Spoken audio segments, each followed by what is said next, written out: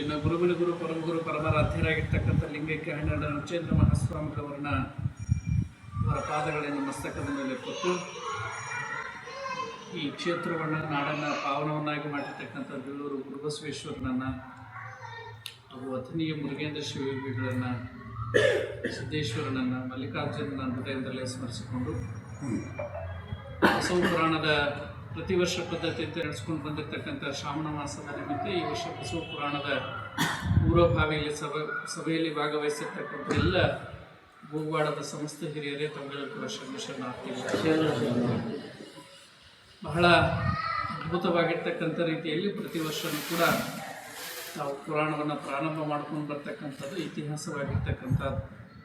ಬಹುಶಃ ಈ ನಾಡನ್ನು ಈ ಕ್ಷೇತ್ರವನ್ನು ಪಾವನವನ್ನಾಗಿ ಮಾಡಿ 10ನೇ ವಿಚೇಂದ್ರ ಮಹಾಸ್ವಾಮಿಗಳು 1916ರಲ್ಲಿ ಬೇಳೂರಿನಲ್ಲಿ ನಡೆದಿರ್ತಕ್ಕಂಥ ಪಲ್ಲಕ್ಕಿ ಉತ್ಸವ ಕಾರ್ಯಕ್ರಮಕ್ಕೆ ಆಗಮಿಸಿರ್ತಾರೆ. ಆ ಸಂದರ್ಭದಲ್ಲಿ ಈ ನಾಡನ್ನು ತಿರುಗಾಡಿ ಬಸರಿಗೆ ಆಗಿರ್ಬೋದು, ಕೂರ್ವಾಡ ಆಗಿರ್ಬೋದು, ಇನ್ನು ಹಲವಾರು ಕಡೆ ಅವರು ಹೋಗಿ ಅಲ್ಲಿರ್ತಕ್ಕಂಥ ಸಮಸ್ಯೆಗಳನ್ನು ಪರಿಹಾರ ಮಾಡಿ ಭಕ್ತರನ್ನು ಉದ್ಧಾರ ಮಾಡಿರ್ತಕ್ಕಂಥ ಇತಿಹಾಸಗಳು ಕೂಡ ನಾವೆಲ್ಲರೂ ಕೂಡ ಆಗಿನಿಂದ ಕೇಳ್ಕೊಂಡು ಬರ್ತಕ್ಕಂಥದ್ದು. ಬಹಳ ಪ್ರಮುಖವಾಗಿ ವಿಚೇಂದ್ರ ಮಹಾಸ್ವಾಮಿಗಳವರು 10ನೇ ವಿಚೇಂದ್ರ ಮಹಾಸ್ವಾಮಿಗಳು ಬಹಳ ಪ್ರೀತಿಯಿಂದ ಕಂಡಿರ್ತಕ್ಕಂಥ ಊರು ಅಂದರೆ ಅದು ನಮ್ಮ ಗೋವಾಡ ಗ್ರಾಮದಲ್ಲಿ ಇರ್ತಕ್ಕಂಥ ಎಲ್ಲ ಭಕ್ತರನ್ನು ಈ ಒಂದಿಷ್ಟು ದಿನಗಳ ಕಾಲ ಇದ್ದು ಇಲ್ಲಿ ಎಲ್ಲವನ್ನೂ ಕೂಡ ಇಲ್ಲಿ ಹಲವಾರು ಸಮಸ್ಯೆಗಳನ್ನು ಅವರಿಗೆಲ್ಲ ಭಕ್ತರಿಗೆ ಉಪದೇಶವನ್ನು ಮಾಡಿ ಕಳೆದಿರ್ತಕ್ಕಂಥ ಇತಿಹಾಸವನ್ನು ನಾವು ಈ ಕ್ಷೇತ್ರದಲ್ಲಿ ನಾವು ಮಾತಿಗೆ ಎಲ್ಲರೂ ಕೂಡ ಹೇಳ್ಕೊಂತ ನಾವೆಲ್ಲರೂ ಕೂಡ ಬರ್ತಾ ಇದ್ದೀವಿ. ಪೂಜ್ಯ 10ನೇ ವಿಚೇಂದ್ರ ಮಹಾಸ್ವಾಮಿಗಳವರು ಇಲ್ಲಿಗೆ ಬಂದು ಇವತ್ತಿನ ಲೆಕ್ಕಕ್ಕೆ 16-15 ನಾವು ಲೆಕ್ಕ ಹಿಡಿದ್ವಿ ಅಂದರೆ ಇಲ್ಲಿಗೆ 111 ವರ್ಷಗಳ ಕಾಲ ಆಗುತ್ತೆ ನೆನಪಿಗೆ ಅವರು. ಆಮೇಲೆ ತಾವು ಅಜ್ಜನ ಪುರಾಣವನ್ನು ಪ್ರಾರಂಭ ಮಾಡಿ 2002, 2001, 2003 ಹೀಗೆ ಬಂದಲ್ಲ. ಅದು ಏನೋ ಒಂದು ಹೆಚ್ಚು ಕಡಿಮೆ ಇದ್ರೂ ಕೂಡ ಒಟ್ಟು ಈ ವರ್ಷಕ್ಕೆ ನಾವು 25ನೇ ವರ್ಷದ ಪುರಾಣ ಅಂತಕ್ಕಂಥ ನೆನಪಿನಲ್ಲಿ ಇಟ್ಕೊಂಡು ನಾವು ಬೆಳ್ಳಿ ಹಬ್ಬ ಪುರಾಣದ ಬೆಳ್ಳಿ ಹಬ್ಬ ಕಾರ್ಯಕ್ರಮವನ್ನು ಬಸವ ಪುರಾಣದ ಮೂಲಕ ನಾವು ಆಚರಣೆ ಮಾಡಬೇಕಂತಕ್ಕಂಥದ್ದು ಆಸೆ ತಮ್ಮದೆಲ್ಲರದು ಕೂಡ ಅದನ್ನು ನೆರವೇರಿಸ್ತಕ್ಕಂಥದ್ದು. ಆ ಕಾರ್ಯಕ್ಕೆ ನಾವು ಹೆಂಗೆ ಸಿದ್ಧರಾಗಬೇಕು ಅಂತಕ್ಕಂಥದ್ರ ಬಗ್ಗೆ ಪೂರ್ವಭಾವಿಯಾಗಿ ನಾವು ಕೇಳ್ತಕ್ಕಂಥದ್ದು. ಕಳೆದ ವರ್ಷದ ಪುರಾಣದ ಸಂದರ್ಭದಲ್ಲಿ ಇಲ್ಲಿ ಒಂದ್ಸರಿ ಹಿಂದೆ ಬಹುಶಃ ಅದು ಸತ್ಯ ಸಂಕಲ್ಪಗಳಿರ್ಬೋದೇನೋ ಗೊತ್ತಿಲ್ಲ ನನಗೆ. ಪರಮಪೂಜ್ಯ ಬೇಳೂರಿನ ಹಿಂದಿನ ಮುರುಗೇಂದ್ರ ಮಹಾಸ್ವಾಮಿಗಳವರು ಅವರೇ ಅಪ್ಪನೆ ಮಾಡಿದ್ರಂತೆ ಇಲ್ಲಿ ಕೆಲವೊಂದಿಷ್ಟು ಜನ ಹಿರಿಯರ ಎದುರಿಗೆ ನಾ ಬಸವ ಪುರಾಣ ಹೇಳ್ತೀನಪ್ಪ, ಗೋವಾಡದಾಗ ನಾ ಬಸವ ಪುರಾಣ ಹೇಳ್ತೀನಿ ಅಂತ ಹೇಳಿ. ಕಾರಣಾಂತರಗಳಿಂದ ಅವ್ರಿಗೂ ಸ್ವಲ್ಪ ಆರೋಗ್ಯದ ಅನಾನುಕೂಲತೆಗಳಾಗಿರ್ಬೋದು ಅಥವಾ ಇಲ್ಲಿಯ ಆರ್ಥಿಕ ವ್ಯವಸ್ಥೆಗಳಿಗೋಸ್ಕರವಾಗಿ ಆಗಿರ್ಬೋದು, ಅದು ಏನೋ ಹಾಗೆ ಉಳ್ಕೊಂಡು ಬರ್ತಕ್ಕಂಥದ್ದು ಆಗಿತ್ತು. ನನಗೊಂದು ಸಾರಿ ಸಂದರ್ಭದಲ್ಲಿ ಹಿರಿಯರು ಮತ್ತು ಎಲ್ಲರೂ ಹೇಳಿದ ಸಂದರ್ಭದಲ್ಲಿ ನಾನು 2ನೇ ವರ್ಷದ ಮತ್ತೆ ತಾವೆಲ್ಲ ಬ್ಯಾಡ್ ಅಂದರೂ ಕೂಡ ನಾವು 30 ಜನ ಬಂದು ನೀವು ಈ ಸಲ ಪುರಾಣ ಹೇಳಬೇಕು ಒಂದು ಸಂದರ್ಭದಲ್ಲಿ ಅಲ್ಲಿ ಕೋಟೆಕಲ್ಲಲ್ಲಿ ಅನಾನುಕೂಲತೆ ಏನು ಮಾಡಬೇಕು ಪಾಪ ಚಪ್ಪಯ್ಯ, ಏನು ಯೋಚನೆ ಮಾಡಬೇಕು ನಾನು ಅಂತ ಯೋಚನೆಯಲ್ಲಿ ಇದ್ದಾಗ ಒಂದೇನೋ ಅನಿಸಿಕೆ ಆಯಿತು. ಯಾಕೆ ಹಿರಿಯರು ಹೇಳಿದ್ರು ಮತ್ತು ಅವ್ರ ಗರಡಿಯಲ್ಲಿ ತಯಾರಾಗಿರ್ತಕ್ಕಂಥ ಉಪ್ಪಿನ ಬೆಟ್ಟಗೇರಿ ಮಹಾಸ್ವಾಮಿಗಳವರಿಂದ ಒಂದ್ಸಲ ಕೇಳಿದ್ರಾಯ್ತು ಅಂತ. ಅಂದರೆ ಒಪ್ಕೊಳ್ಳಂಗಿಲ್ಲ ಅನ್ನೋದು ಗ್ಯಾರಂಟಿ ನನಗೂ ಇತ್ತು, ಒಪ್ಕೊಳ್ಳಂಗಿಲ್ಲ ಅನ್ನೋದು ಗ್ಯಾರಂಟಿ ಶ್ರಾವಣ ಮಾಸದಾಗ ನನಗೂ ಇತ್ತು. ಮುನ್ವಳಿದೊಂದು ಕಾರ್ಯಕ್ರಮಕ್ಕೆ ಹೋದ ಸಂದರ್ಭದಲ್ಲಿ ಎಲ್ಲರೂ ಗೋವಾಡದ ಸದ್ಭಕ್ತರು ಮಣ್ಣೆಲ್ಲರೂ ಪುರಾಣಕ್ಕೆ ಬೆಟ್ಟಗೇರಿ ಅಜ್ಜಾರ ಹತ್ರ ಹೋಗೋಣ್ರಿ, ಬಸವ ಪುರಾಣಕ್ಕೆ ಒಪ್ಪಿಸೋಣ್ರಿ ಅಂತೇಳಿ ಶ್ರಾವಣ ಮಾಸದಾಗ ಬರ್ಬೇಕಂತಂದಾರೆ ಅಜ್ಜ. ಮತ್ತು ನೀವು ಹ್ಞೂ ಅಂದ್ರಿ ಅಂತಂದ್ರೆ ಅವ್ರು ನಾಳೆ ನಾಡ್ದೆ ಎಲ್ಲರೂ ಬರ್ತಾರಂತ ನಮ್ಮ ಕಡೆ ಬಂದು ಹೇಳಿ ಹೋಗ್ಯಾರ ಅಂತಂದಿದ್ದೆ. ನಾವು ಶ್ರಾವಣ ಮಾಸ ಸ್ವಲ್ಪ ಹಾಗೆ ಹಿಂಗೆ ಅಂತಂದರು. ಅಂದರೆ ಅವ್ರದ್ದು ಮಠಕ್ಕಾಗಿ 25 ವರ್ಷ ಆಯಿತು. ಆ ಕಾರ್ಯಕ್ರಮಗಳು ಏನು ಹಳ್ಳಿಯಲ್ಲಿ 5 ದಿವಸ ಬಸವ ಪುರಾಣವನ್ನು ಮಾಡ್ಬೇಕಂತ ಮಾಡೀವಿ. ಸುತ್ತಲೂ ಒಂದು 25-30 ಹಳ್ಳಿಗಳನ್ನು ಆಯ್ಕೆ ಮಾಡ್ಕೊಂಡಿವಿ. ಅದ್ರಾಗ ಗದ್ದಲ್ದಾಗಿರ್ತೀನಿ ರೀ ಅಂದ್ರೆ ಮತ್ತು ಅದನ್ನು ನಾವು ಮಾಡ್ಬೇಕಲ್ರಿ, ನಮ್ಮ ಬಿಟ್ಟರೆ ಅದು ಶ್ರಾವಣದಾಗ ಬೇಡ ಅಂತ ನಾನು ಹಠ ಮಾಡಿದೆ. ನಾನು ಮುನ್ನೋಳಜ್ಜರು, ಅಮ್ಮಿನಗಡಜ್ಜರು ಎಲ್ಲ ಇದ್ದರು ಪ್ರಸಾದ ಮಾಡೋ ಕಾಲಕ್ಕೆ. ನಾನು ಬ್ಯಾಡ್ರಿ, ಯಾಕಂದ್ರೆ ಶ್ರಾವಣ ಮಾಸದಾಗ ಒಬ್ರಿಗೊಬ್ರಿಗೆ ಬರೋಕ್ಕಾಗಂಗಿಲ್ಲ, ನಾವು ನಿಂತು ಮಾಡೋ ಕೆಲಸ ಅದು. ಶ್ರಾವಣ ಮಾಸದಾಗ ಬೇಡ್ರಿ, ಅದನ್ನು ಕ್ಯಾನ್ಸಲ್ ಮಾಡಿರಿ ನೀವು. ಅವರೆಲ್ಲರೂ ಹೇಳ್ಯಾರ, ಅಪೇಕ್ಷೆ ಪಟ್ಟಾರ, ಬೇಳೂರು ಅಜ್ಜಾರು ಹೇಳ್ತೀವಿ ಅಂತ ಹೇಳಿದ್ರಂತ.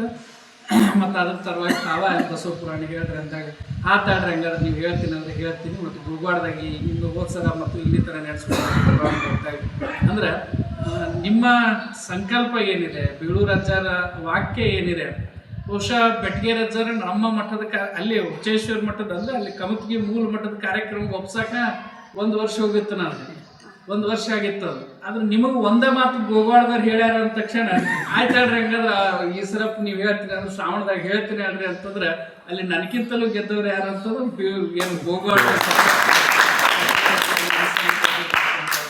ಆಗ್ಲಾಡ್ರಿ. ಹಂಗಾದ್ರೆ ಯಾವಾಗ ಪ್ರಾರಂಭ ಮಾಡೋದು ಏನು ಅದನ್ನೆಲ್ಲ ಹೇಳ್ತಿದ್ರು. ಮತ್ತೆ ತಾವೆಲ್ಲ ಬಂದು 40-42 ಜನ ಭಕ್ತರೆಲ್ಲ ಬಂದು ಹೋದ ಬಳಿಕ ಅವ್ರಿಗೆ ಇನ್ನಷ್ಟು ಬಹಳ ಏನೇ ಮಾಡಿದ್ರು ಚೆನ್ನಾಗಿ ಮಾಡೋಣ ಹಂಗೆ ಹಿಂಗೆ ಅಂತಕ್ಕಂಥದ್ದು. ಒಟ್ಟಾರೆ ಬಸವ ಪುರಾಣದ ಹಲವಾರು ಪ್ರಕ್ರಿಯೆಗಳಿದ್ದಾವೆ. ಬಟ್ ಈಗ ಹೆಂಗಾಗಿದೆ ಅಂದರೆ ಎಲ್ಲವೂ ಕೂಡ ನಮಗೆ ಹೆಂಗೆ ಬೇಕು ಹಂಗೆ ದೇವರನ್ನು ನಾವು ಹಿಗ್ಸೋದು, ನಮಗೆ ಹೆಂಗೆ ಬೇಕು ಹಂಗೆ ಕುಗ್ಸೋದು ಅನಿವಾರ್ಯ ಆಗಿಬಿಟ್ಟವ ಅನಿವಾರ್ಯವಾಗಿ. ಅದಕ್ಕೆ ನಾವು ಎಷ್ಟು ಸಾಧ್ಯ ಆಗುತ್ತೋ ಅಷ್ಟನ್ನು ಮಾತ್ರ ನಾವು ಸೇವೆಯನ್ನು ಸಲ್ಲಿಸಲಿಕ್ಕೆ ಸಾಧ್ಯತೆ ಆಗಿರೋದ್ರಿಂದ ಪ್ರಾರಂಭದಿಂದ ನಾವು 28 ದಿವಸನೋ 29 ದಿವಸನೋ ಅಥವಾ ಇಷ್ಟು ದಿವಸದಲ್ಲಿ ನಾವು ಬಸವ ಪುರಾಣ ಮುಗಿಸ್ತಕ್ಕಂಥ ಕೆಲಸವನ್ನು ಮಾಡೋಣ. ಅಂದ್ರೆ ಪ್ರಾರಂಭದ 1 ದಿವಸ ತಾವು ಫಿಕ್ಸ್ ಮಾಡಿದರೆ ಅನುಕೂಲ ಆಗಿಬಿಡ್ತದೆ. ಗುರುಗಳು ಕೇಳಿದ್ದಾರೆ.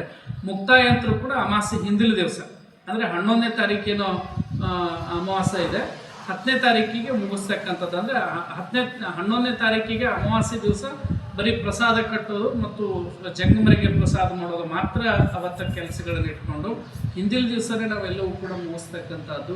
ಹೋದ ಸರಿ ಪುರಾಣದ ಸಂದರ್ಭದಲ್ಲಿ ನಾನು ಮುನ್ನೋಳಿ ಒಳಗೆ ತುಲಾಭಾರ ಕಾರ್ಯಕ್ರಮ ಆಗಿತ್ತು. ಹಿಂಗೆ ಅನ್ನೋ ಸಂದರ್ಭದಾಗ ನಾವು ಇಲ್ಲಿ ಮಾಡೋಣ್ರಿ ಅಂತಕ್ಕಂಥದ್ದು. ಅಂದರೆ ಒಟ್ಟಾರೆ ಹೇಳೋದೇನು ಅಂತಂದರೆ ಏನೇ ಆದರೂ ಕೂಡ ಒಂದು ನೆನಪಿಡ್ತಕ್ಕಂಥ ಕಾರ್ಯಕ್ರಮ ಆಗಬೇಕು. ಯಾಕಂದರೆ ಅಷ್ಟು ಅಜ್ಜ ನಿಮ್ಗೆಲ್ಲರಿಗೂ ಕೂಡ ಅನುಕೂಲ ಮಾಡಿಕೊಟ್ಟಿದ್ದಾನೆ ಅಂತಕ್ಕಂಥದ್ದು. ಆ ಕಾರಣದಿಂದ ಯಾಕಂದರೆ ಬಸವ ಪುರಾಣವನ್ನು 63 ದಿನಗಳ ಕಾಲ ನಡೆಸೋ ಪದ್ಧತಿ ಅದು. 63 ದಿನಗಳ ಕಾಲ ನಡೆಸೋ ಪದ್ಧತಿ ಇವತ್ತಿನ ಕಾಲಮಾನಕ್ಕೆ ಮತ್ತು ಈ ಸ್ವಾಮಿಗಳು ಸಿಗೋದು, ಆಮೇಲೆ ಶಾಸ್ತ್ರಿಗಳ 63 ದಿವಸಗಟ್ಟಲೆ ಹಿಡಿಯೋದು, ಇವೆಲ್ಲವೂ ಕೂಡ ಸಮಸ್ಯೆ ಆಗಿರೋದ್ರಿಂದ ನಮಗೆ ಎಷ್ಟು ಬೇಕೋ ಅಷ್ಟು ದಿನಗಳಲ್ಲಿ ಬಸವ ಪುರಾಣವನ್ನು ಮುಗಿಸಿ ಸಾಧ್ಯ ಆಯಿತು ಅಂದರೆ ನಾವೆಲ್ಲ ಸಂಕಲ್ಪ ಮಾಡಿದ್ದು ಮತ್ತು ತಮ್ಮೆಲ್ಲರ ಇಚ್ಛೆ ಪ್ರಕಾರ. ಮತ್ತು ಈಗ ಎಷ್ಟು ಜನ ಬರ್ತಾರೆ ಎಲ್ಲ ಸೇರಿದ್ರು ಒಂದು 10-15 ಜನ ಸ್ವಾಮಿಗಳು ನಾವು ಪ್ರತಿ ಸಲನೂ ಬರ್ತಿರ್ತೀವಿ. ಬಹುಶಃ ನಿಮ್ಮ ಭಕ್ತಿಗೆ, ನಿಮ್ಮ ಶಕ್ತಿ, ಆ ಉದ್ದೇಶ ಕೊಟ್ಟಿರ್ತಕ್ಕಂಥ ಶಕ್ತಿಗೆ ಏನು ದೊಡ್ಡದಾಗಲಿಕ್ಕಿಲ್ಲ ಅಂತಕ್ಕಂಥದ್ದು ಸಂಕಲ್ಪ ನಮ್ಮದು. 63 ಪುರಾತನರ ಮಂಟಪ ಪೂಜೆಯನ್ನು ಮಾಡಬೇಕು ಅಂತಕ್ಕಂಥ ಒಂದು, ಅಂದರೆ 63 ದಿವಸಗಳ ಕಾಲ ನಾವು ಬಸವ ಪುರಾಣ ಹಚ್ಚಕ್ಕಾಗದೇ ಇದ್ರೂ ಕೂಡ ಆ ನೆನಪಿಗೋಸ್ಕರ 63 ಜನ ಸ್ವಾಮಿಗಳು ಇಲ್ಲಿಗೆ ಬಂದು ಹೋದ್ರೆ ಅಂತಂದ್ರೆ ನಮ್ದೆಲ್ಲವೂ ಕೂಡ ನಾಡು ಸುಭಿಕ್ಷವಾಗಿರ್ತದೆ ಅಂತಕ್ಕಂಥ ಕಲ್ಪನೆದಿಂದ 63 ಮಂಟಪ ಪೂಜೆಗಳನ್ನು ಮಾಡೋಣ ಅಂತಕ್ಕಂಥದ್ದು ಒಂದು. ಅದನ್ನು ತಾವೆಲ್ಲ ಇಚ್ಛೆಯನ್ನು ಇದನ್ನು ಮಾಡಿ ತಾವೆಲ್ಲರ ಒಪ್ಪಿಗೆಯನ್ನು ಕೊಟ್ಟರೆ ಮುಂದಿನ ಎಲ್ಲ ಸ್ವಾಮಿಗಳಿಗೆ ಹೇಳೋದು, ಭಿನ್ನ ಮಾಡಕ್ಕೆ ಹೋಗೋದು. ಯಾಕಂದರೆ ಸ್ವಾಮಿಗಳು ಸಿಗೋದು ಬಹಳ ಕಷ್ಟ ಆಗ್ಬಿಡತ್ತೆ ಅದಕ್ಕೆ ಶ್ರಾವಣ ಮಾಸದಾಗ. ಅದಕ್ಕೆ ನಿಮ್ಮೆಲ್ಲರ ಸದಿಚ್ಛೆ ಮತ್ತು ಅಪ್ಪಣೆ ಅದಕ್ಕೆಲ್ಲ ಆಸೆ ಇತ್ತು ಅಂತಂದ್ರೆ ಆ ಪ್ರಕ್ರಿಯೆಯನ್ನು ಶುರು ಮಾಡೋಣ ಅಂತಕ್ಕಂಥದ್ದು. ಅದಕ್ಕೂ ಸ್ವಲ್ಪ ವ್ಯವಸ್ಥೆಗಳನ್ನು ಅದಕ್ಕೆ ಬೇರೆ ಬೇರೆ ಸ್ವಾಮಿಗಳು ಅವತ್ತು ಬಂದಾಗ ಮಾಡಿದಾಗ, ಮತ್ತು 10ನೇ ತಾರೀಕಿಗೆ ಮಾಡೋದಾಗಿತ್ತು ಅಂದರೆ 10ನೇ ತಾರೀಕು ಬೆಳಿಗ್ಗೆನೇ ಮಂಟಪ ಪೂಜೆ ಕಾರ್ಯಕ್ರಮವನ್ನು ಮಾಡೋದು, ಸಾಯಂಕಾಲ ಪುರಾಣ ಮುಕ್ತಾಯ ಸಮಾರಂಭ ಮಾಡೋದು, ಮರುದಿವಸ ಯಥಾ ಪ್ರಕಾರವಾಗಿ ಅಮಾವಾಸ್ಯೆ ಕಾರ್ಯಕ್ರಮಗಳನ್ನು ಮಾಡೋದು. ಈ ಥರ ಒಂದು ಪ್ಲ್ಯಾನ್ ಇದೆ. ಈ ಎಲ್ಲ ಕಾರ್ಯಕ್ರಮಗಳು ಒಟ್ಟಾರೆ ಮಾಡಬೇಕಾಗಿರ್ತಕ್ಕಂಥದ್ದು ಎಲ್ಲರೂ ಕೂಡ್ಕೊಂಡು ಮಾಡಬೇಕಾಗಿತ್ತು. ನಾ ಮಾಡಿದ್ರೆ ಆಗುತ್ತೆ, ಅವರೇ ಮಾಡಿದ್ರೆ ಆಗುತ್ತೆ. ಯಾರು ಕಾಣ್ತಾರೆ ಈಗ, ಯಾಕಂದ್ರೆ ಹಿರಿಯದಾರ, ಸರ್ಪಂಚರದಾರ, ಅವ್ರು ಅಂದ್ರೆ ಮುಗಿದು ಹೋಗ್ತಾಳೆ, ಅವ್ರು ಮಾಡಿದ್ರು, ಅವರು ಹೇಳ್ತಾರ, ಅವ್ರು ಇರ್ತಾರ, ಮಾಡ್ತಿರ್ತಾರೆ. ಆದರೆ ಕೆಲಸ ಮಾಡೋರ್ದು ಭಾಳ ಮುಖ್ಯ ಇರ್ತಕ್ಕಂಥದ್ದು. ಈ ಹಿರಿಯರಿಗೆ ಎಲ್ಲರಿಗೂ ಮಾಡ್ರಿ ಅಂತ ಹೇಳೋಕ್ಕಾಗಂಗಿಲ್ಲ. ಒಟ್ಟಾರೆ ಏನು ಅಂತಂದರೆ ಅವರಿಗೆ ಬಲ ಜೋಡಿಸ್ತಕ್ಕಂಥದ್ದು ಏನೇ ಇದ್ದರೂ ಕೂಡ ಇಲ್ಲಿ ತನು ಮನ ಧನ ಎಲ್ಲವೂ ಕೂಡ ಆಗಬೇಕಾಗಿರ್ತಕ್ಕಂಥದ್ದು. ಬಹುಶಃ ಏನು ನೀವೆಲ್ಲ ಮನಸ್ಸು ಮಾಡಿದ್ರಿ ಅಂತಂದರೆ ಇತಿಹಾಸವನ್ನು ನಿರ್ಮಾಣ ಮಾಡ್ತಕ್ಕಂಥ ಕೆಲಸ ಇಲ್ಲಿ ಆಗಬೇಕು. ನಾನು ಪ್ರಾರಂಭದಲ್ಲಿ ನಮಗೆ ಬಂದು ಹೇಳಿದಾಗ ಹೇಗೆ ಮಾಡೋದಪ್ಪ, ಏನು ಮಾಡೋದು, ಮತ್ತು ಎಲೆಕ್ಷನ್ ಒಂದೇನೋ ಬರ್ತೈತಿ ಅಂತ ಗೊಂದಲಗಳಿತ್ತು.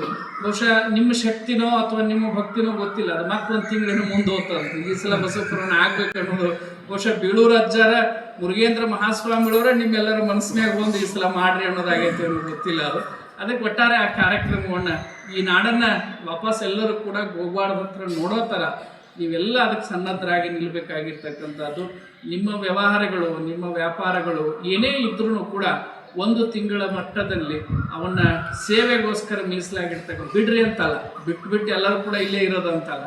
ಅಂದರೆ ಅವನ್ನೆಲ್ಲವನ್ನೂ ಕೂಡ ಮುಗಿಸಿ. ಈಗ ನೀವು 5 ಗಂಟೆಗೆ 7 ಗಂಟೆಗೆ 8 ಗಂಟೆಗೆ ಅಕಸ್ಮಾತ್ ಬರಾಕತ್ತಿದ್ರಿ ಅಂದ್ರೆ ನಾಳೆ ಶ್ರಾವಣ ಮಾಸ ಪ್ರಾರಂಭ ಆದ ಬಳಿಕ ಪುರಾಣ ಪ್ರಾರಂಭ ಆಯಿತು ಅಂದರೆ 6 ಗಂಟೆ ಒಳಗೆ ಅವನ್ನೆಲ್ಲ ಕೆಲಸ ಮುಗಿಸ್ಕೊಂಡು ಇಲ್ಲಿ ಬರೋ ಥರ ಆಗೋದು.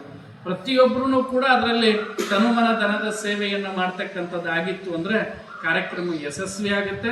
ಈ ನಾಡಿನಲ್ಲಿ ಬಹುಶಃ ದೊಡ್ಡ ಊರಾಗ ಮಾಡೋದು ಬಹಳ ದೊಡ್ಡದಲ್ಲ, ದೊಡ್ಡ ಊರಾಗ ದ್ವಾಡ ಮಾಡೋದು ಬಹಳ ದೊಡ್ಡದಲ್ಲ, ಸಣ್ಣ ಊರಾಗ ನಾವು ದ್ವಾಡ ಮಾಡೋದು ಬಹಳ ದೊಡ್ಡ. ಹೋಸರನ್ನು ಕೂಡ ಹೇಳಿದ್ದೀನಿ, ನಾವು ದೊಡ್ಡ ಊರಾಗ ಮಾಡೋದಕ್ಕಿಂತ ಸಣ್ಣ ಊರಾಗ ದ್ವಾಡ ಮಾಡೋದು ನಮಗೆಲ್ಲರಿಗೂ ಕೂಡ ಹೆಮ್ಮೆ ಅಂತಕ್ಕಂಥ ಆ ಒಂದು ವಿಚಾರದಲ್ಲಿ ತಾವೆಲ್ಲರೂ ಕೂಡ ಸನ್ನದ್ಧವಾಗಿ ಭಾಗವಹಿಸಿ ನಾವೆಲ್ಲ ಸೇರಿಕೊಂಡು ಎಲ್ಲರೂ ಕೂಡ ಹುಚ್ಚೇಶ್ವರನ ಸೇವೆ, ಮಲ್ಲಿಕಾರ್ಜುನ ಸೇವೆ, ಸಿದ್ದೇಶ್ವರನ ಸೇವೆಯನ್ನು ಮಾಡಲಿಕ್ಕೆ, ಬಸವಣ್ಣನ ಸೇವೆ ಮಾಡಲಿಕ್ಕೆ ನಾವೆಲ್ಲರೂ ಸನ್ನದ್ಧರಾಗಬೇಕಾಗಿರ್ತಕ್ಕಂಥದ್ದು. ಅದಕ್ಕೆ ಈ ಎಲ್ಲ 2-3 ಕಾರ್ಯಕ್ರಮಗಳು ಪ್ರಮುಖ. ಅದರಲ್ಲಿ ಎಲ್ಲವೂ ಬರ್ತವೆ. ಮತ್ತೆ ಬಸವ ಪುರಾಣ ಪ್ರಾರಂಭ ಆಯಿತು ಅಂದ್ರೆ ತೊಟ್ಟಿಲ ಕಾರ್ಯಕ್ರಮ ಬರ್ತದೆ, ಮದುವೆ ಕಾರ್ಯಕ್ರಮಗಳು ಬರ್ತದೆ, ದಾಸೋಹದ ಕಾರ್ಯಕ್ರಮಗಳು ಬರ್ತದೆ. ಇವೆಲ್ಲವೂ ಕೂಡ ಮಾಡ್ತಕ್ಕಂಥದ್ದು. ನಿಮ್ಮ ಇಚ್ಛೆಗೆ ಏನೇನು ಆಗಬೇಕಾಗಿರ್ತದೆ ಅವೆಲ್ಲವೂ ಕೂಡ ಪೂರೈಸ್ತಕ್ಕಂಥ ಕೆಲಸ ಬಸವ ಪುರಾಣದಲ್ಲಿ ಆಗ್ತದೆ. ಅದಕ್ಕೆ ಈ ನಾಡಿನಲ್ಲಿ ತಾವೆಲ್ಲ ಅತ್ನಿ ಒಳಗೇನೋ ಆಗಿತ್ತು ಅಂತ ಗುರುಗಳು ಹೇಳಿದ್ರು ನನಗೆ. ತಾವೆಲ್ಲ ಕೂಡ ನೋಡಿರ್ಬೇಕು ಯಾವ ತೀರಲ್ಲಿ ಮಾಡ್ತಾರೆ ಅಂತ. ಮತ್ತು ಈ ನಾಡಿನಲ್ಲಿ ನಾವು ದೊಡ್ಡದು ಆಗ್ಬೇಕಂಡ್ರಿ ಅಂತ ಏನಿಲ್ಲ. ನೀವು ಹೆಂಗೆ ಮಾಡ್ಕೊಂಡು ಹೋಗ್ತೀರಿ ಅದ್ರ ಮೇಲೆ ತನ್ನಷ್ಟಕ್ಕೆ ತಾ ಮಾಡಿಸ್ಕೊಳ್ತದೆ.